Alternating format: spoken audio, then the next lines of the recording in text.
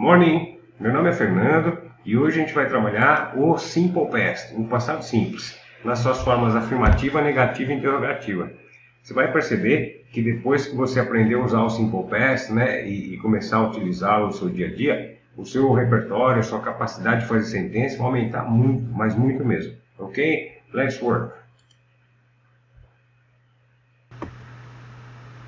Então, a primeira coisa, né? O que é o Simple Past? O nome já fala, passado simples. É o tempo verbal do inglês, então, que é utilizado para se referir a situações e fatos, a ações que já aconteceram e se limitaram àquele tempo, aquele momento no passado. Então, a ação que começou e terminou no passado. Por exemplo, she arrived yesterday. Ela chegou ontem. I met him last week. Eu conheci semana passada. Então, na forma afirmativa, você vai fazer o quê? Você vai pegar um sujeito, que pode ser um nome, um pronome, pode ser I, pode ser Eric, como está aqui, né? Pode ser the World Cup, qualquer coisa. E o verbo vem no passado. Se ele for um verbo regular, você vai seguir aquelas regrinhas que estão no começo desse vídeo. Se ele for irregular, você tem que achar na coluna lá da lista dos verbos regulares. Então, você tem aqui, por exemplo, ó, Eric helped. Passado, o verbo help é o passado de helped.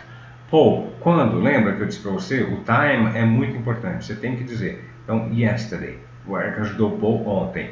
The World Cup ended last month. Verbo regular, end, que é terminar, é só acrescentar o ed. A Copa do Mundo terminou mês passado. Na forma negativa também é bastante simples, não tem nada de complicado. O que você vai fazer? De novo, você vai usar um sujeito, I, you, he, Eric, Pedro, qualquer coisa. E aí eu preciso de um verbo auxiliar. O verbo auxiliar para o passado simples, né, para a maioria dos verbos, tirando o verbo to be e outros verbos que você vai ver depois, é o didn't. Esse did, ele está indicando o seguinte, é passado, e o not, que está aqui contraído, é negativo. Então é uma sentença no passado e negativa.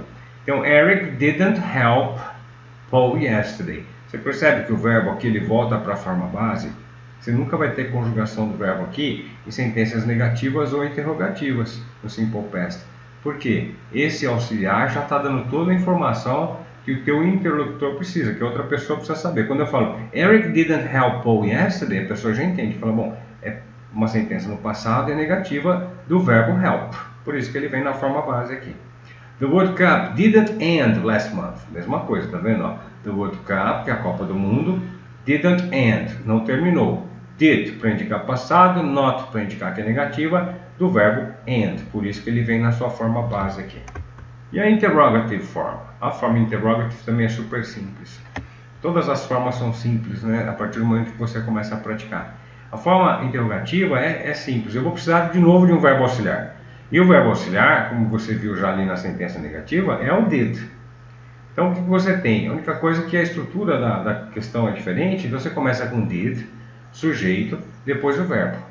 Então, ó, did Eric help Paul yesterday? Você percebe que aqui nesse auxiliary verb, no verbo auxiliar did, eu já estou te informando, né, ou a pessoa que está conversando comigo, olha, é uma pergunta, porque eu comecei com o verbo auxiliar did, e o verbo é help. Então, é uma pergunta no passado do verbo help. Did Eric help Paul yesterday? O Eric ajudou Paul ontem. Did the World Cup end last month? A Copa do Mundo terminou mês passado. Percebeu a diferença aqui? Então você começa com did para fazer a interrogative, né, e o verbo de novo na sua forma base. Quando a gente fala de Simple Past, a gente tem dois segmentos de verbos. Os verbos regulares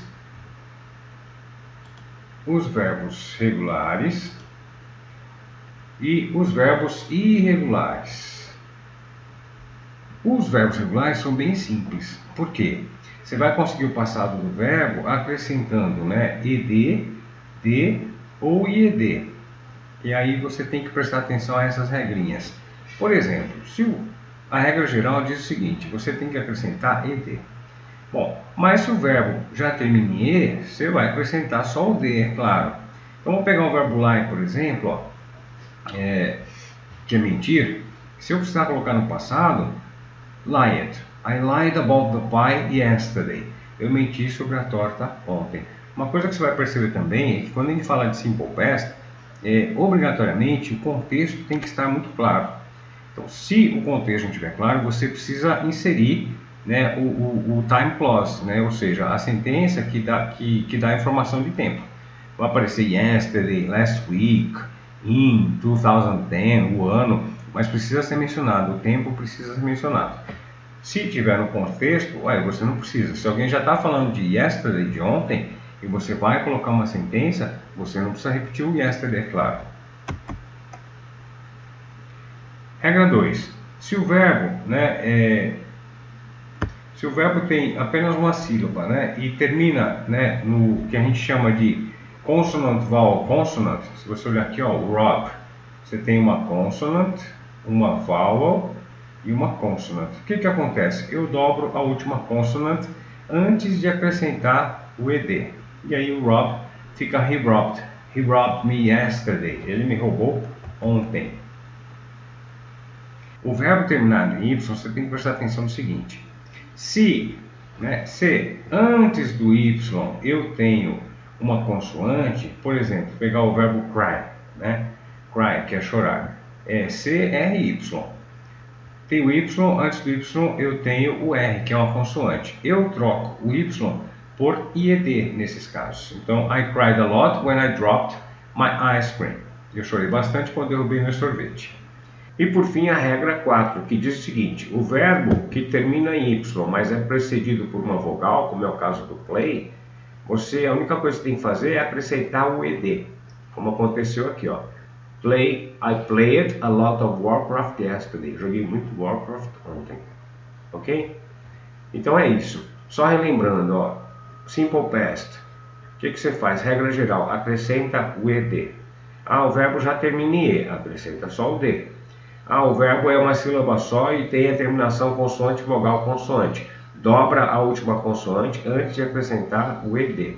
O verbo termina em Y. O que tem antes do Y? Tem uma consoante. Troca o Y por I e acrescenta o ED.